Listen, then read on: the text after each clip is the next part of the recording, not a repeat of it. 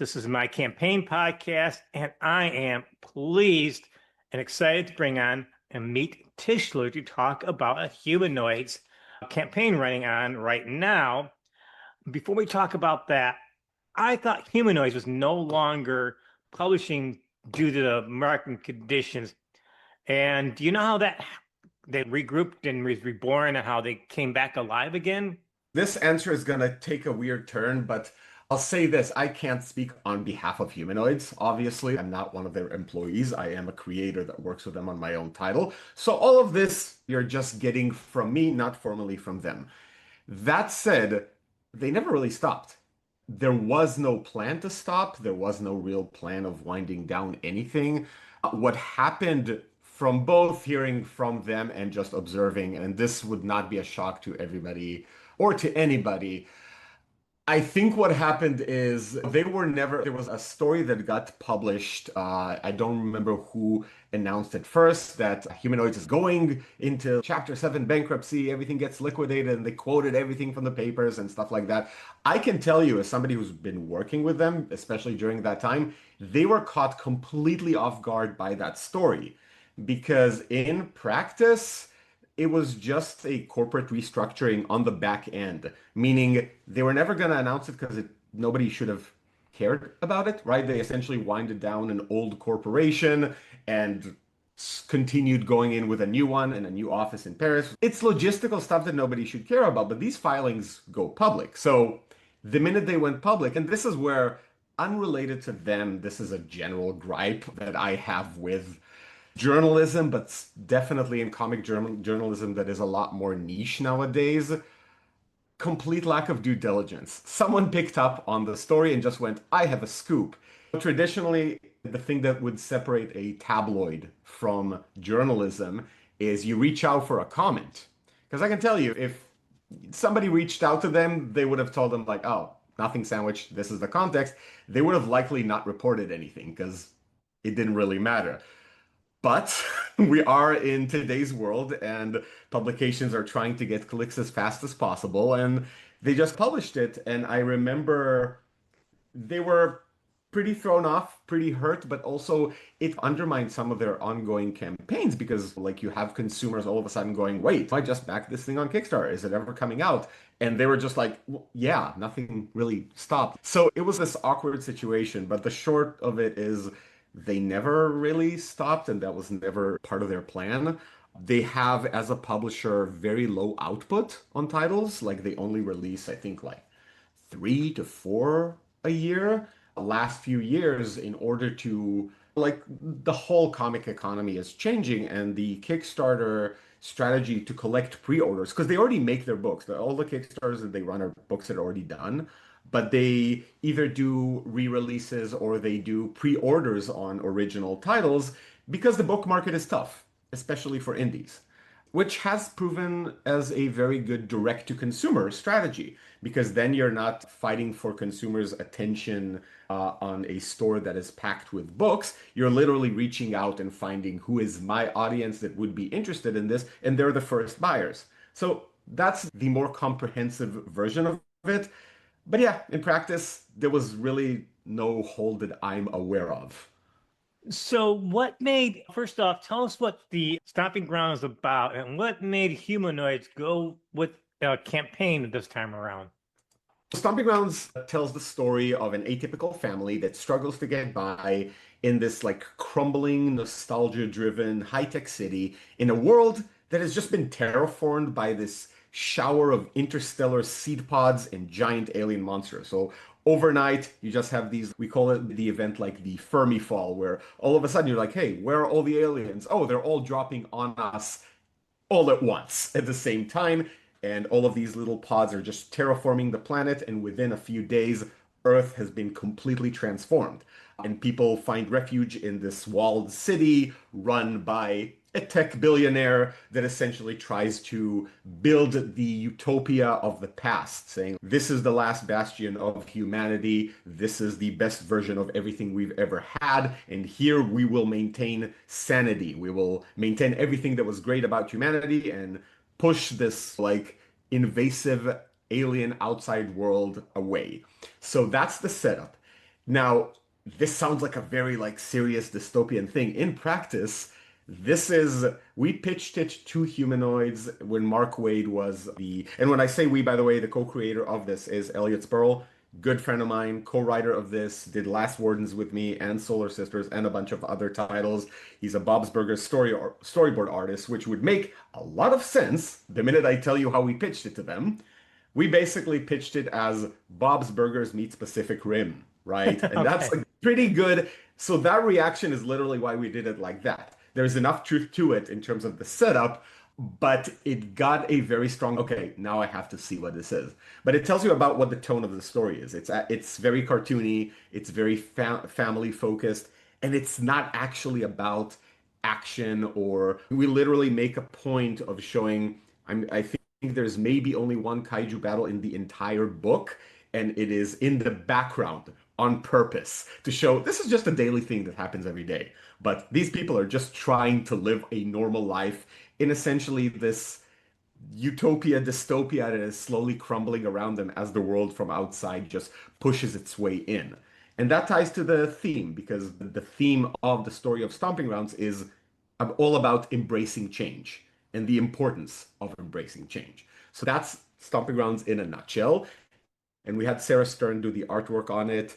It is funny, charming, emotional, very unpredictable. I don't think there's anything like that out in the market, like this book in particular. And Humanoids, as far as campaigns, like I said, they've been doing this for, I think, since last year. And it's a strategy that has worked very well for them. And they've been very open about why they're doing this. Once again, it's a really tough market for indies. And if you invest a lot of time and a lot of work and a lot of money in a title and you put it out there, and indies, even the established ones, have to fight for shelf space. So it just means that nowadays people buy less books. It'll really hit you hard when the sales come in because the standard of what a successful book is now is not the same as 10 years ago. It's not the same as 20 years ago. And the fact is, it's not necessarily due to a lack of interest from audiences. It's just hard to reach them. So a lot of different publishers are doing this right now for pretty much the same reason. They're all going, if it's not about the financing of the title, it is about reaching our audience. It's just a very good way to find your core audience without the distribution channels of the physical store. Now, it doesn't compensate for everything, right? It doesn't fill in. This is not going to be your entire audience, but it's a very good way of early on, A, generating some marketing because Kickstarter campaigns like that do generate buzz and automatically get coverage. So all of a sudden, you're getting a good marketing campaign just by doing this.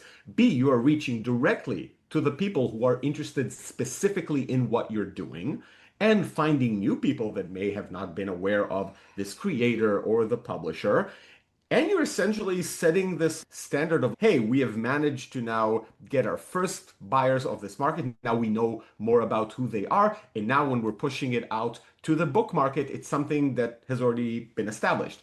And that's a good feeling for everybody because people who invest in a Kickstarter are not getting the same product. They are getting an exclusive version, right? Variant covers, hard covers, other additional perks behind the scenes. So it does become a good experience for everybody involved because there's a less of a gamble in it, in a sense. With the Keiju, what sort of stuff influenced you in putting it all together? Is it the comedy aspect that separates it from the Godzilla type stuff that IDW's kind of been doing lately? So I think for me and Elliot, the genesis of this story was bizarre because our goal was not to create something that even necessarily has kaijus in it. We started our development process from a very different thesis or very different challenge we were trying to crack, which was how do we disrupt? I'm gonna first put it in an abstract way and then I'm gonna explain what I mean. How do we disrupt comfort food? Right? Or how do we freshen up or spice up comfort food? And when I refer to comfort food here, we were thinking of sitcoms. So both me and Elliot originally came from TV. He's still working in TV. I'm across all media now. But the entire idea was how do we take something like a Bob's Burgers, right? Which we were very familiar with, not only because a lot of our friends worked on it, and Elliot was working in Fox Animation for a very long time through Bento Box. It was more like, how do we make this thing that people treat as it's very complacent, right? There's something very comfortable about it, something very predictable about it, but it forces this what I think slightly unhealthy reality of things always reset, things don't have to move forward. It's nostalgia, right? So we were trying to say something against nostalgia, which I have very strong feelings about because I'm a bit of a history buff, as you can also see from some of my past work. And one of the most like one of the biggest red flags you get in every society or cultural movement when people really lean hard into nostalgia, that is usually not on a personal level, but on a collective level, something bad is going on because people are starting to romanticize past times in a way that is completely unrealistic or detached from humanity. So part of us identified, hey, in a sense, nostalgia and sitcoms, they fit in the same category. How do we make a sitcom that cannot maintain its sitcominess because change is coming and it's forcing its way in? So when we were trying to think of, okay, let's take Bob's Burgers as our use case here, because that's what everybody at that time, especially, it was like growing exponentially. How do we mix it with something else that completely knocks it off its feet in an interesting way, not in a way that insults it, in a way that complements it but says something else? And I will never forget this because this was such a fun part of the back and forth. I was like, okay, Elliot was like, you know what? Let me just come up with a bunch of random comparables, like this meets this, just without thinking about them. I'm gonna throw them out there and let's see which one sticks. So I was going, okay, this is gonna be an interesting experiment. And he sends me a whole list. I just remember the first one that I read, which was Bob's Burgers meets Pacific Rim. And I immediately called him and said, listen, man, I don't know what this thing is. We're making it. Like, we're gonna make this work. That's where it actually came from. So the mechanism, the story around it, the entire world building, which is extremely expansive, really just started from this nugget, from us knowing what is the statement we're trying to make and trying to disrupt an existing format. And for anybody who reads the book, they will see it in the book structure because we're essentially building like it's three individual stories that happen in this world, which feels very sitcom-y, that feel like they should be standalone, but the changes happening to the world and how they affect the characters basically force it out of resetting. So even on a structural, not just on a plot level, it forces you to go, okay, we never really get to reset. Sure, it's just another day. We're going to school again. But the thing from yesterday is not going away.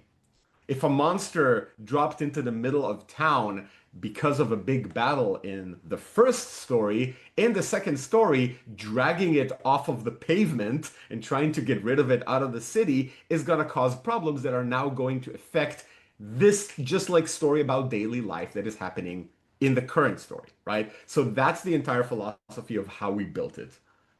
So, what type of fan would enjoy reading this comic?